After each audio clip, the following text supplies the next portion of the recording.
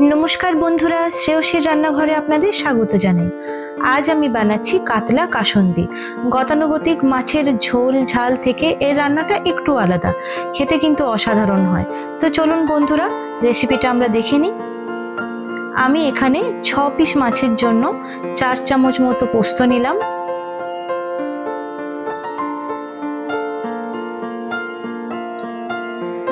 नारकेल निलाम किछुटा,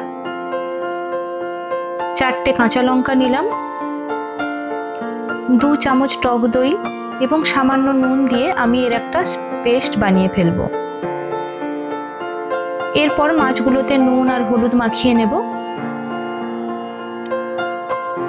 রান্নাটা ভেটকি মাছ বা রুই মাছেও হতে পারে।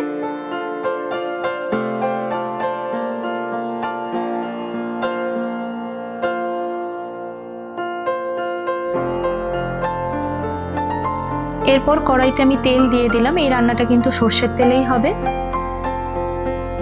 মাছগুলো ভালো করে ভেজে নেব।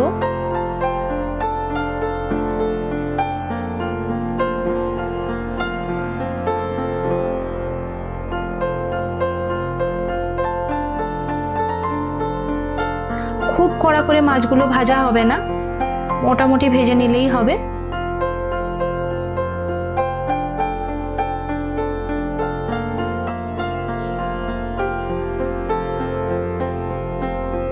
এই অবস্থায় মাছ ভাজা হয়ে গেলে মাছগুলো আমি তুলে নিলাম।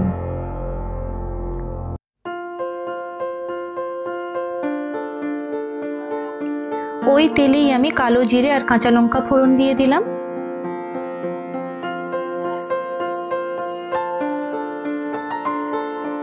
দিয়ে যে পেস্টটা আমি বানিয়ে রেখেছিলাম সেটা ওর মধ্যে দিয়ে দিলাম।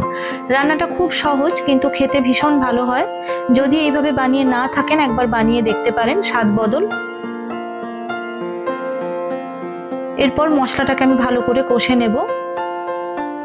বাটি ধুয়ে জলটাও আমি ওর মধ্যে দিয়ে দেব, দিয়ে ভালো করে কষবো।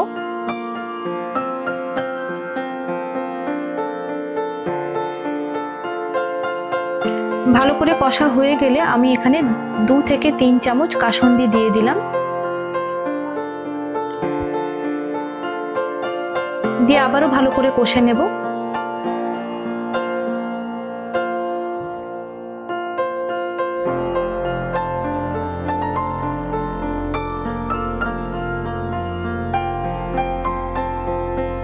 আর রান্নাটা হতে বেশিক্ষণ সময়ও লাগে না। মোটামুটি কষা হয়ে গেলে আমি এখানে জল দিয়ে দিলাম। ঝোলটা খুব বেশি ঘনও হবে না, আবার পাতলাও হবে না, মাঝামাঝি হবে, তো সেই হিসেবে জল দেবেন।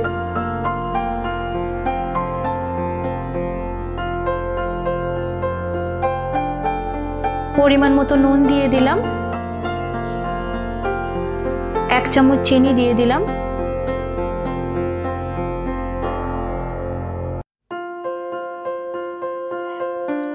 এরপর ঝোলটা মোটামুটি একটু ঘন হয়ে এসছে। এই সময় আমি ভেজে রাখা মাছগুলো ওর মধ্যে দিয়ে দিলাম।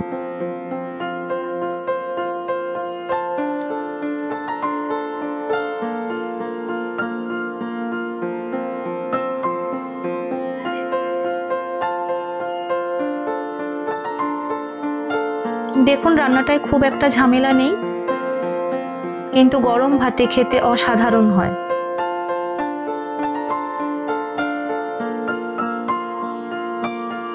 বাড়িতে যদি কোনো গেস্ট আসে আর সেই রান্নাটা আগে খেয়ে না থাকে তাহলে খেলে কিন্তু বেশ প্রশংসা করবে, এটুকু বলে রাখতে পারি।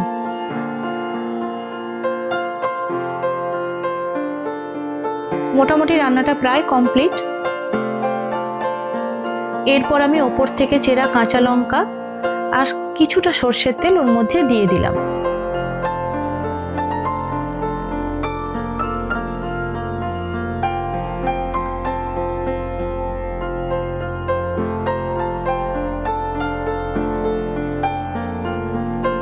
তৈরি হয়ে গেল কাতলা কাসুন্দি।